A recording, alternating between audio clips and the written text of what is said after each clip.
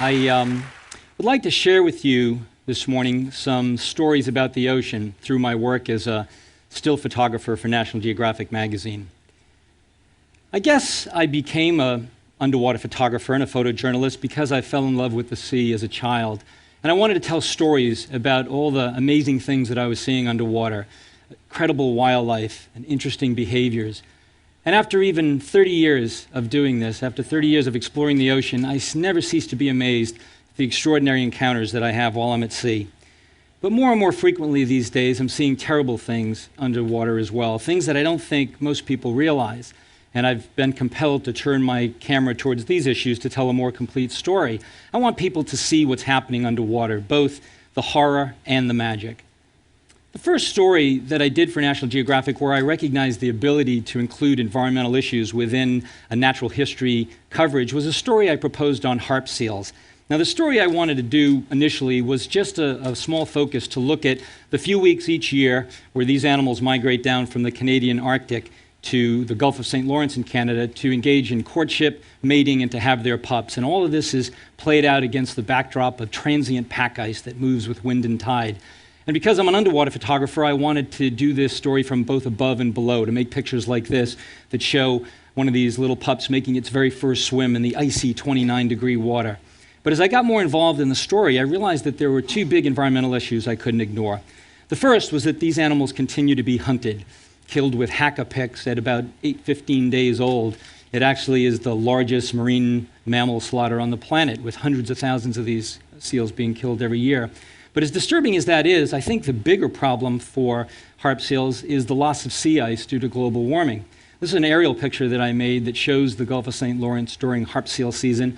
And even though we see a lot of ice in this picture, there's a lot of water as well, which wasn't there historically. And the ice that is there is quite thin. The problem is that these pups need a stable platform of solid ice in order to nurse from their moms. They only need 12 days from the moment they're born until they're on their own, but if they don't get 12 days, they can fall into the ocean and die. This is a photo that I made showing one of these pups that's only about 5 or 7 days old, still has a little bit of the umbilical cord on its belly that has fallen in because of the thin ice, and the mother is frantically trying to push it up to breathe and to get it back to stable purchase.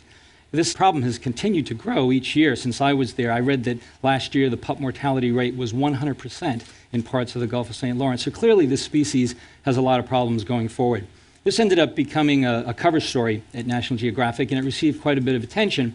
And with that, I saw the potential to begin doing other stories about ocean problems. So I proposed a story on the global fish crisis, in part because I had personally witnessed a lot of degradation in the ocean over the last 30 years, but also because I read a scientific paper that stated that 90% of the big fish in the ocean have disappeared in the last 50 or 60 years. These are the tuna, the billfish, and the sharks.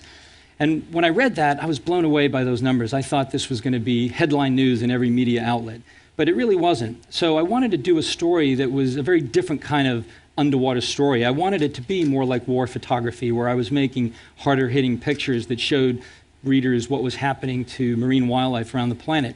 The first component of this story that I thought was essential, however, was to give readers a sense of appreciation for the ocean animals that they were eating. You know, I think people go into a restaurant and somebody orders a steak, and we all know where steak comes from, and somebody orders a chicken, and we know what a chicken is. But when they're eating bluefin sushi, do they have any sense of the magnificent animal that they're consuming? You know, these are the lions and tigers of the sea. In reality, these animals have no terrestrial counterpart. They're unique in the world.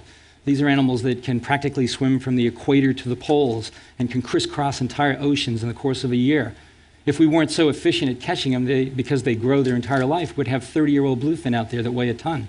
But the truth is we're way too efficient at catching them, and their stocks have collapsed worldwide. This is the daily auction at the Skiji Fish Market that I photographed a couple of years ago, and every single day these tuna, bluefin like this, are stacked up like cordwood, just warehouse after warehouse. And as I wandered around and made these pictures, it sort of occurred to me that the ocean's not a grocery store. You know, we can't keep taking without expecting serious consequences as a result.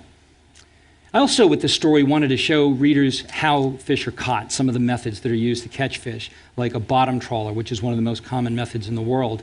This was a small net that was being used in Mexico to catch shrimp, but the way it works is essentially the same everywhere in the world. You have a large net in the middle with two steel doors on either end, and as this assembly is towed through the water, the doors meet resistance with the ocean, and it opens the mouth of the net, and they place floats at the top and a lead line on the bottom. And this just drags over the bottom, in this case to catch shrimp. But as you can imagine, it's catching everything else in its path as well. And it's destroying that precious benthic community on the bottom, things like sponges and corals that are critical habitat for other animals. This photograph I made of the fisherman holding the shrimp that he caught after towing his nets for 1 hour. So he had a handful of shrimp, maybe 7 or 8 shrimp, and all those other animals on the deck of the boat are bycatch. These are animals that died in the process but have no commercial value. So this is the true cost of a shrimp dinner, maybe 7 or 8 shrimp and 10 pounds of other animals that had to die in the process. And to make that point even more visual, I swam under the shrimp boat and made this picture of the guy shoveling this bycatch into the sea as trash and photographed this cascade of death, animals like guitarfish and bat rays, flounder, pufferfish that only an hour before were on the bottom of the ocean alive, but now being thrown back as trash. And I also wanted to focus on the shark fishing industry because currently on planet Earth, we're killing over 100 million sharks every single year. But before I went out to photograph this component, I sort of wrestled with the notion of how do you make a picture of a dead shark that will resonate with readers. I think there's still a lot of people out there who think the only good shark is a dead shark. But this one morning, I jumped in and found this thresher that had just recently died in a gill net. And with its huge pectoral fins and eyes still very visible, it struck me as sort of a crucifixion, if you will. This ended up being the lead picture in the global fisheries story in National Geographic, and I hope that it helped readers to take notice of this problem of 100 million sharks. And because I love sharks, I'm somewhat obsessed with sharks, I wanted to do another more celebratory story about sharks as a way of talking about the need for shark conservation. So I went to the Bahamas because there's very few places in the world where sharks are doing well these days, but the Bahamas seemed to be a place where stocks were reasonably healthy, largely due to the fact that the government there had outlawed longlining several years ago. And I wanted to show several species that we hadn't showed much in the magazine, and worked in a number of locations. One of the locations was this place called Tiger Beach in the northern Bahamas, where tiger sharks aggregate in shallow water. This is a low-altitude photograph that I made showing our dive boat with about a dozen of these big old tiger sharks sort of just swimming around behind. But the one thing I definitely didn't want to do with this coverage was to continue to portray sharks as something like monsters. I didn't want them to be overly threatening or scary. And with this photograph of a beautiful 15-foot, or about 14-foot, I guess, female tiger shark, I sort of think I got to that goal where she was swimming with these little bar jacks off her nose, and my strobe created a shadow on her face. And I think it's a gentler picture, a little less threatening, a little more respectful of the species. I also searched on this story for the elusive great hammerhead, an animal that really hadn't been photographed much until about maybe 7 or 10 years ago. It's a very solitary creature, but this is an animal that's considered data deficient by science in both Florida and in the Bahamas. We know almost nothing about them. We don't know where they migrate to or from, where they mate, where they have their pups, and yet hammerhead populations in the Atlantic have declined about 80% in the last 20 or 30 years. We're losing them faster than we can possibly find them. This is the oceanic white-tip shark, an animal that is considered the 4th most dangerous species if you pay attention to such lists, but it's an animal that's about 98% in decline throughout most of its range. Because this is a pelagic animal and it lives out in the deeper water, and because we weren't working on the bottom, I brought along a shark cage here, and my friend shark biologist Wes Pratt is inside the cage. You'll see that the photographer, of course, was not inside the cage here, so clearly the biologist is a little smarter than the photographer, I guess. And lastly, with this story, I also wanted to focus on baby sharks, shark nurseries. And I went to the island of Bimini in the Bahamas to work with lemon shark pups. This is a photo of a lemon shark pup, and it shows these animals where they live for the first 2 to 3 years of their lives in these protective mangroves. This is a very sort of unshark-like photograph. It's not what you typically might think of as a shark picture, but here we see a shark that's maybe 10 or 11 inches long swimming in about a foot of water. But this is crucial habitat, and it's where they spend the first 2 to 3 years of their lives until they're big enough to go out on the rest of the reef. After I left Bimini, I actually learned that this habitat was being bulldozed to create a new golf course and resort. And other recent stories have looked at single flagship species, if you will, that are at risk in the ocean as a way of talking about other threats. One such story I did documented the leatherback sea turtle. This is the largest, widest ranging, deepest diving, and oldest of all turtle species. Here we see a female crawling out of the ocean under moonlight in the island of Trinidad. Now, these are animals whose lineage dates back about 100 million years. And there was a time in their lifespan where they were coming out of the water to nest and saw Tyrannosaurus rex running by, and today they crawl out and see condominiums. But despite this amazing longevity, they're now considered critically endangered. In the Pacific, where I made this photograph, their stocks have declined about 90% in the last 15 years. This is a photograph that shows a hatchling about to taste salt water for the very first time, beginning this long and perilous journey. Only 1 in 1,000 leatherback hatchlings will reach maturity, but that's due to natural predators like vultures that pick them off on a beach or predatory fish that are waiting offshore. Nature has learned to compensate with that, and females have multiple clutches of eggs to overcome those odds. What they can't deal with is the anthropogenic stresses, human things, like this picture that shows a leatherback caught at night in a gill net. I actually jumped in and photographed this, and with the fisherman's permission, I cut the turtle out and it was able to swim free. But thousands of other leatherbacks each year are not so fortunate, and the species' future is in great danger. Another charismatic megafauna species that I worked with is a story I did on the right whale. And essentially the story is this with right whales, that about 1 million years ago there was one species of right whale on the planet, but as land masses moved around and oceans became isolated, the species sort of separated, and today we have essentially 2 distinct stocks. We have the southern right whale that we see here, and the North Atlantic right whale that we see here, with a mom and calf off the coast of Florida. Now, both species were hunted to the brink of extinction by the early whalers, but the southern right whales have rebounded a lot better because they're located in places further away from human activity. The North Atlantic right whale is listed as the most endangered species of whale on the planet today because they are urban whales. They live along the east coast of North America, the United States and Canada, and they have to deal with all these urban ills. This photo shows an animal popping its head out at sunset off the coast of Florida, and you can see the coal-burning plant in the background. They have to deal with things like toxins and pharmaceuticals that are flushed out into the ocean and maybe even affecting their reproduction.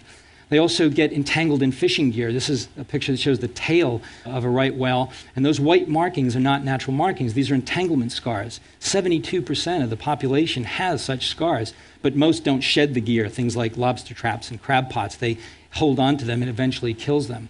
And the other problem is they get hit by ships. And this was an animal that was struck by a ship in Nova Scotia, Canada, being towed in, where they did a necropsy to confirm the cause of death, which was indeed a ship strike. So all of these ills are stacking up against these animals and keeping their numbers very low.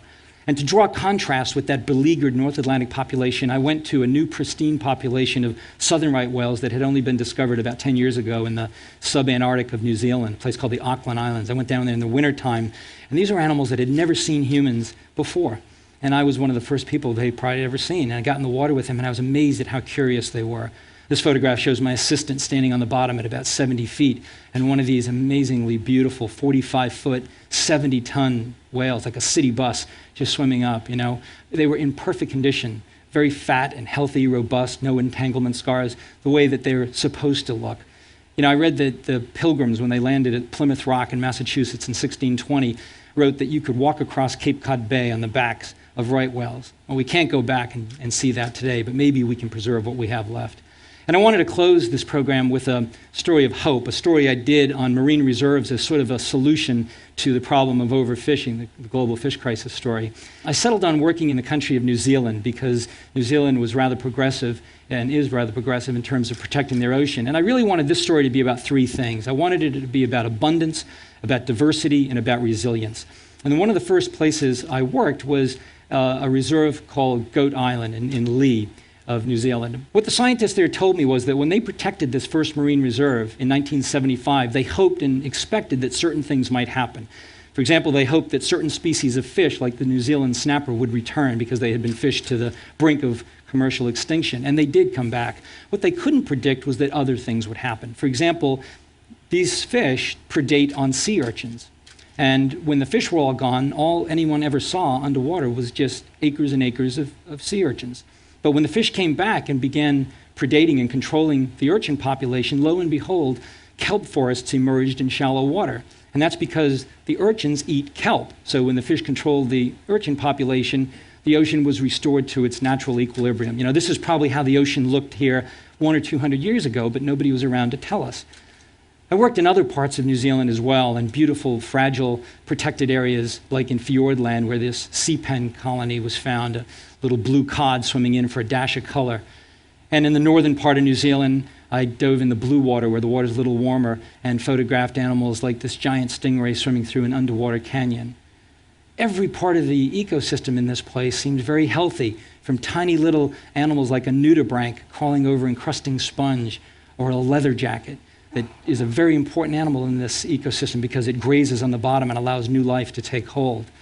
And I wanted to finish with this photograph, a picture I made on a very stormy day in New Zealand when I just laid on the bottom amidst a school of fish swirling around me.